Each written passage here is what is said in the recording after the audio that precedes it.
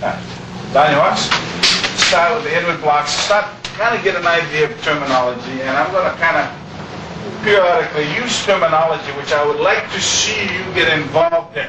Am I in camera? Yes. Okay. I'm just doing because you would like to. Okay? All right? Now, when we talk about inwards or outward blocks, whether it's be inward or whatever, or upwards, what are we talking about? What are we referring to? And why do we differ than some of the other systems that I have oftentimes watched them where their terminology changes for each type of motion?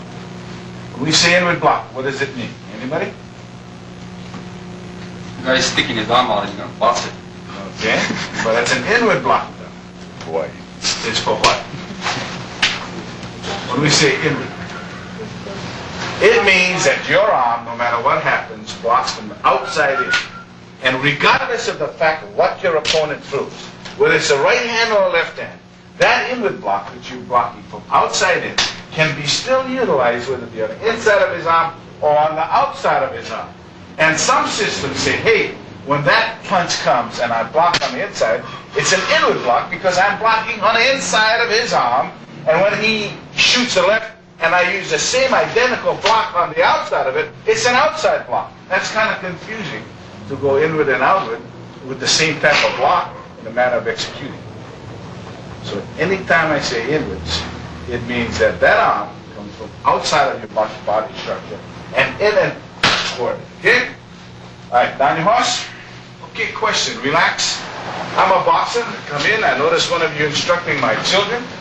And I notice that you're having my child cock his arm before he blocks it. I, having experience as a boxer, say, hey, what are you trying to do to my kid? By the time I shoot a left jab in and out, and he takes the time to cock, he'll be flat on the floor. What is your answer? Block before you run. Sacrifice power and block with the face? What is your answer? This is discover the source of the power before you can smooth it out. Okay, fine. Let's go back again. Some of you have heard it from me in the past. I'll go and reiterate the damn thing. When we learn English, you know, when I went to Kamehameha School, which is one of the schools back then, they wouldn't let us speak our language. We used to get demerits for speaking. And you know, later on, when they try to force the language back on, I said it was too late. But in the speaking of any language, we learn the language through the use of syllables. Isn't that right? At least that's where I learned it, to speak the English language. Maybe you guys didn't. Maybe in Arkansas it's different. Right? But what are syllables? When you break words down in syllables, what's a term that we associate with that? Phonetics. Right? It wasn't cat and rat that we learned, was it?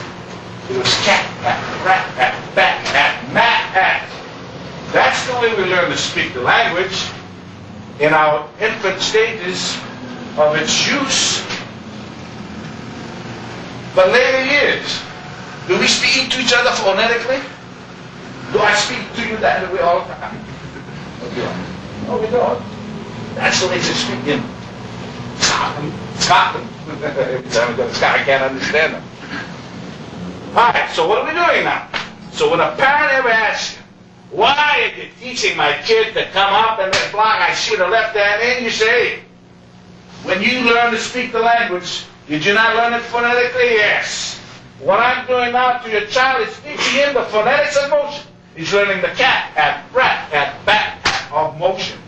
But as he develops the power derived from an idealistic position and gets to feel what the power is like, then that same registering of power should also become apparent if he has to shoot right from the hip. So later on, hey, what does that power feel like? And can I get that same power from the hip? Well, if he practices enough, he can. But you see now, have we gone through the phonetics? No. Okay. All right, now, once again, starting with the right.